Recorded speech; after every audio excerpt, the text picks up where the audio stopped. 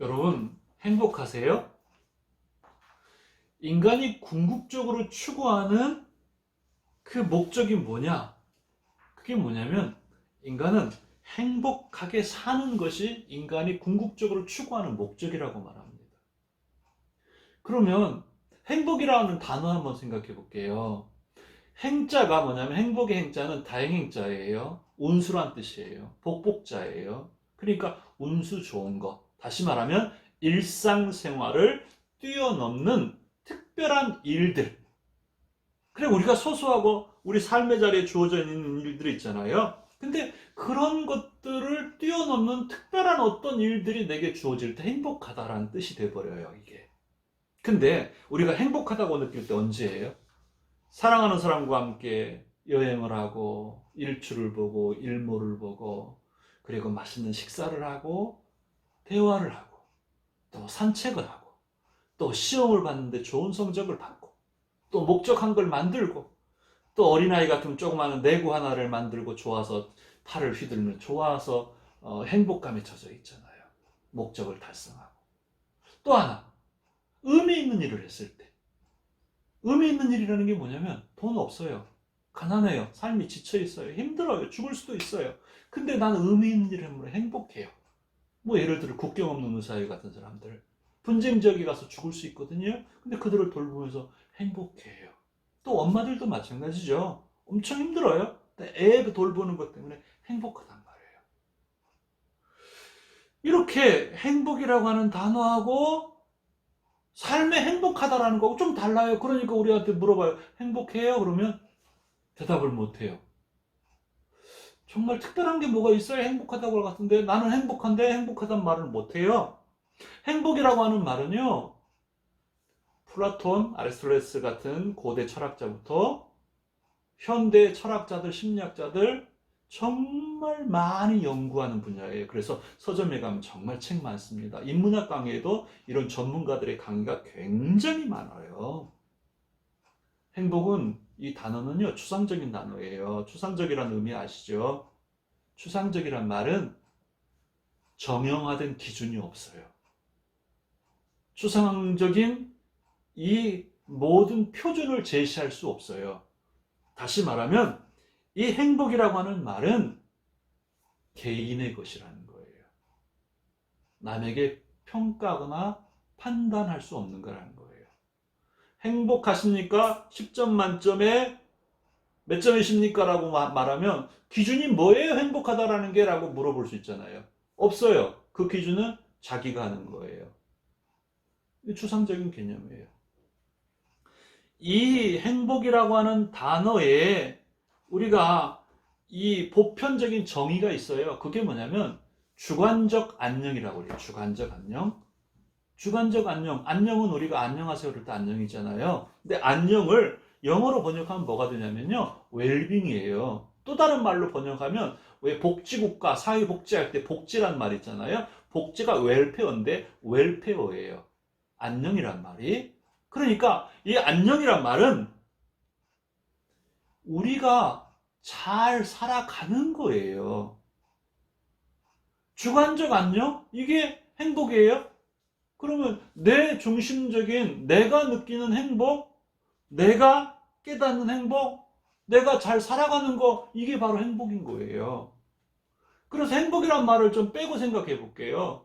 여러분이 정말 행복하다라고 말할 수 있는 것은 이 질문에 예스 하면 여러분 행복하신 거예요. 뭐냐면 여러분 만족하세요?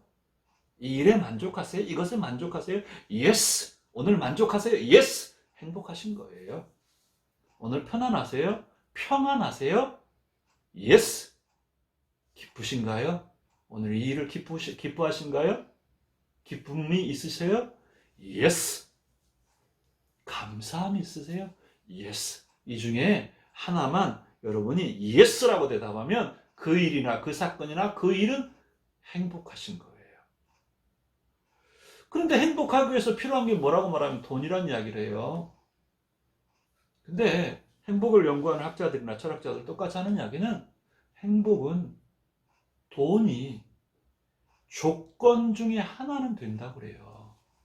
무슨 이야기냐면 돈이 행복과 상관없어 아무리 외쳐도 실제로 삶의 자리에서는 돈이란 놈이 없으면 많이 힘들어요.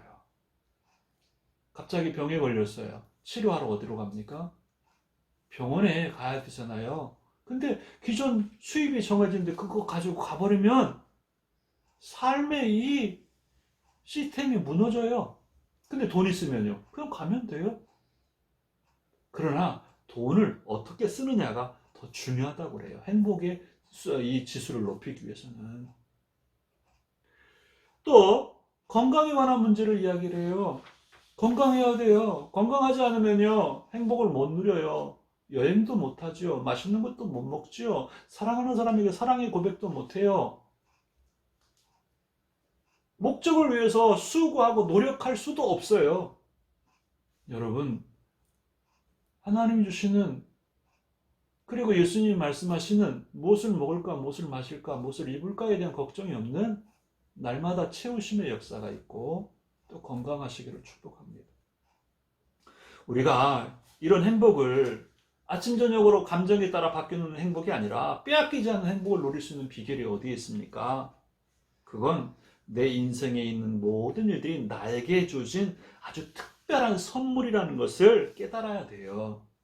우리의 이 시간, 우리의 가족, 그리고 내게 주신 일, 건강, 꿈꿀 수 있는 소망, 오늘 내가 한 모든 일들 하나님이 내게 주신 축복이라는 사실을 깨달아야 돼요.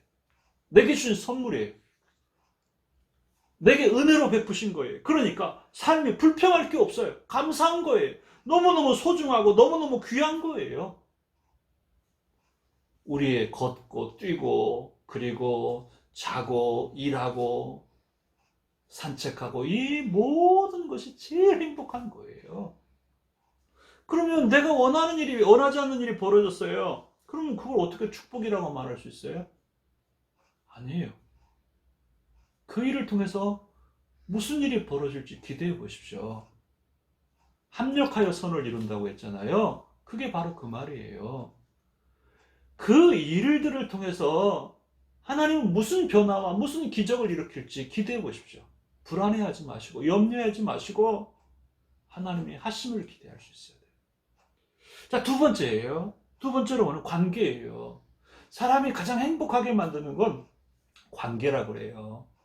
층간소음 때 이웃집과 관계가 나쁘기 때문에 죽을 만큼 괴롭다고 그러잖아요. 칼 들고 가기도 하고 뭐 난리가 나잖아요. 부부간에 다 있는데 불화해요. 관계가 끊어져 버렸어요. 부모와 자식 간에요. 관계가 틀어져 버렸어요. 관계가 끊어지는 것은 뭐냐면 죄예요. 죄. 죄입니다.